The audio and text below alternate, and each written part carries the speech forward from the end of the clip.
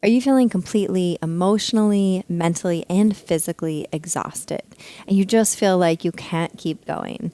Well, if so, please watch this video. It is for you. Hi, my name is Dr. Ariane Mismer. I'm a functional medicine practitioner, a doctor of physical therapy, registered dietitian, and the owner of the Movement Paradigm. And today we are going to talk about burnout, which is actually an ICD-10 code. That means it is actually a medical diagnosis. So what does it mean? Essentially, you probably know what it means, but you just feel like you can't keep going. You're just exhausted in all aspects, and you feel like there is nothing in you to do what you need to do. You might have a lack of energy, daytime sleepiness, overall lethargy. You might feel like you have poor performance at work, poor performance at home, maybe even in other aspects of your life.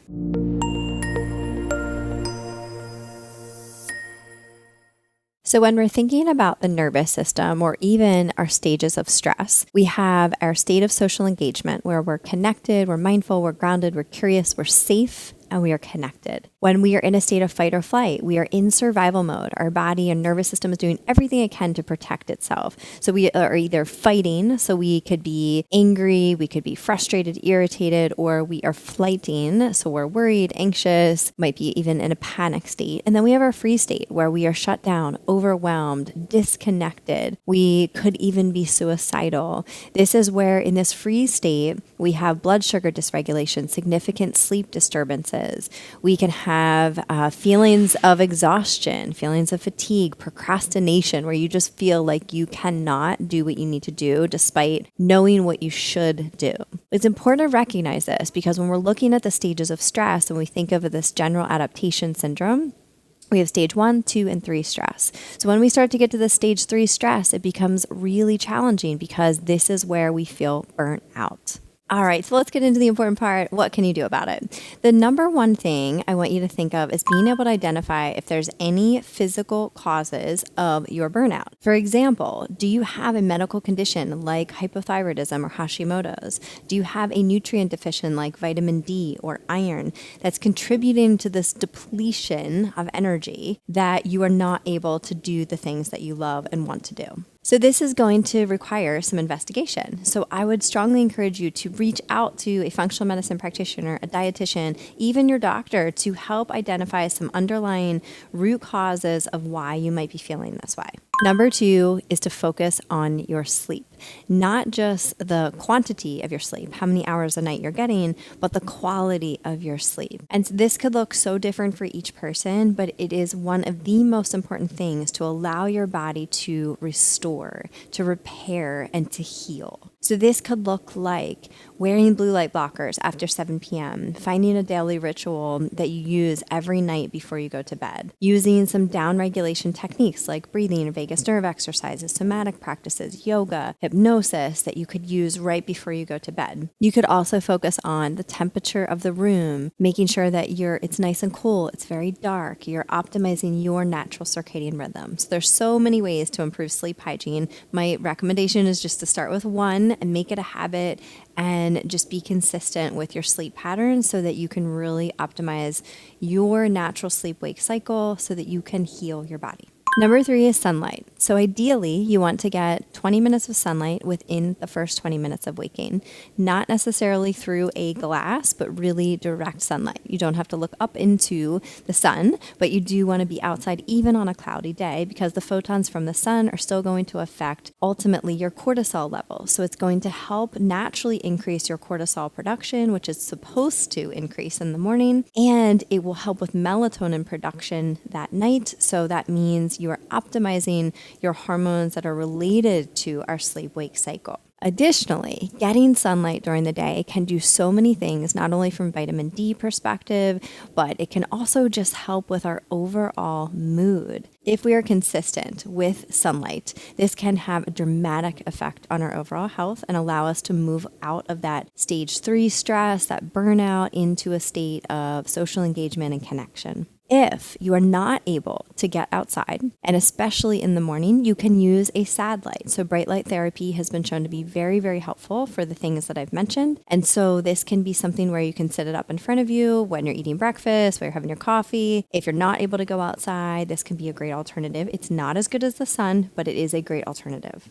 Number 4 is to regulate your blood sugar. This might sound a little far-fetched, but it is the most important thing to be able to do to regulate your stress, your fatigue, and your overall energy levels. So how can you do that? The simplest way to think of doing this is by eating every 3 to 4 hours. So yes, that means waking up and actually having something, not necessarily trying to fast during this time, but recognizing where you are in your current state, trying to eat consistently a balanced meal with building your meal around protein.